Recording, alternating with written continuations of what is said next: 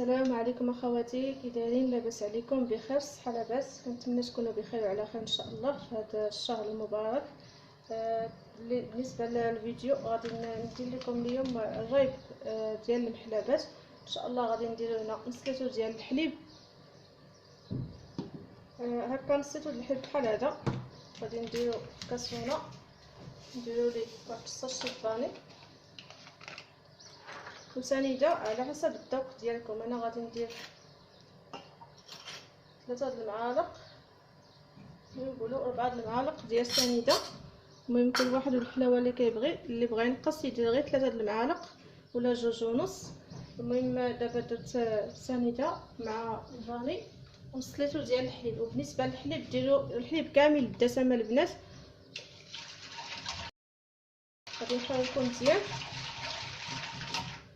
المهم غادي نحركو مزيان باش تذوب ديك السنيده ونديرو فوق النار باش يغلى. المهم حتى تقرب تطلع فيه الغليه وديك الساعه نتلاقى معكم ان شاء الله. المهم البنات بعد ما درنا داك نص لتر الحليب مع سنيده والفاني يغلاو، طلع فيهم الغليه، غادي ناخذ نص لتر الحليب اخر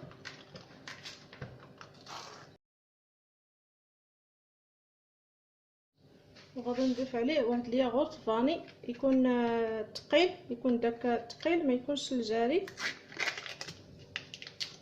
بحال هكا، يكون ثقيل ما كيكونش جاري.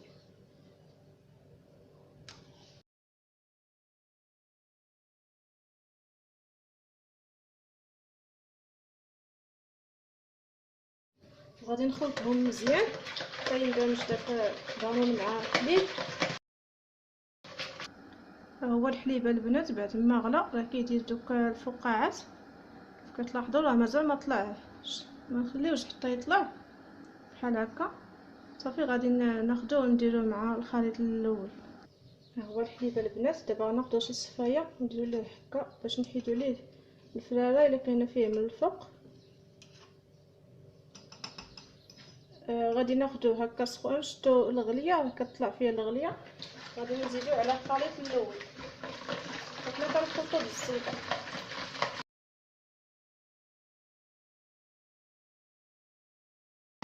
منتوقفوش من التحراك، نخلطوه مزيان.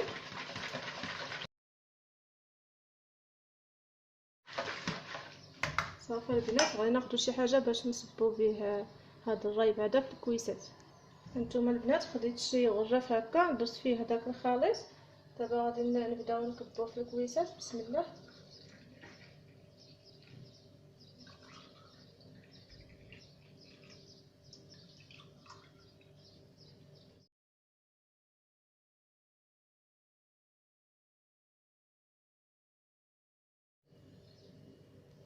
هانتوما البنات بعد ما صبيتو هكا في الكويسات، تقريبا عندي 8 ديال الكويسات هكا اللي كيخرج. المهم غادي ناخذ شي حاجه هكا، شي بانيو ولا شي حاجه بلاتي نحيد هذا. المهم خديت شي بانيو هكا يكون غارق، درت فيه شي زيف هكا من التحت، درت 2 بحال هكا.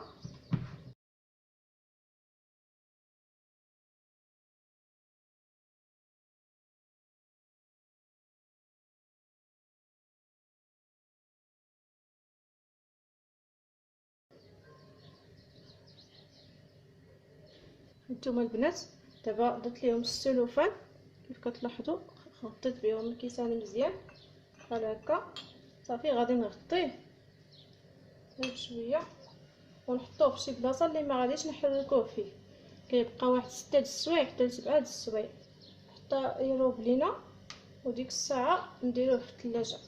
المهم كلشي المراحل غادي نوريهم لكم. المهم كنغطيوه بحال هكا.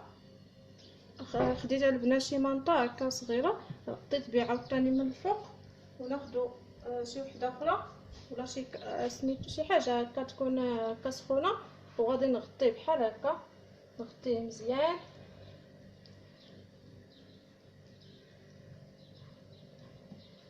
بحال هكا البنات. في البلاصه اللي غادي نحطوه فيه نديرو ليه بحال هذه الطريقه ونخليوه حتى يدوز واحد 6 د السوايع 7 د السوايع حتى نلقاوه هكا ثقيل.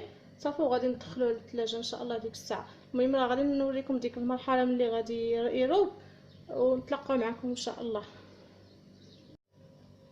هانتوما البنات، ها هو الرايب ديالنا ديال الكويسات. غادي دابا راه خليناه واحد 6 السوايع حتى ل 7 السوايع حتى يروب لينا ويشد في راسو. دابا ان شاء الله انا هزيتو حطيتو في تحت البوطاجي تما فاش خبيتو حتى داز دوك السويعات. من دابا غادي نحيدو هاد المنطات هادو. بسم الله. هانتوما البنات، ها هو الرايب ديالنا كيف كتلاحظوا معايا. كنتمنى يبان لكم مزيان.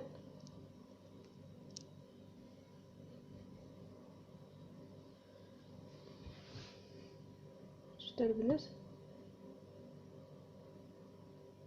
وما كيطيحش.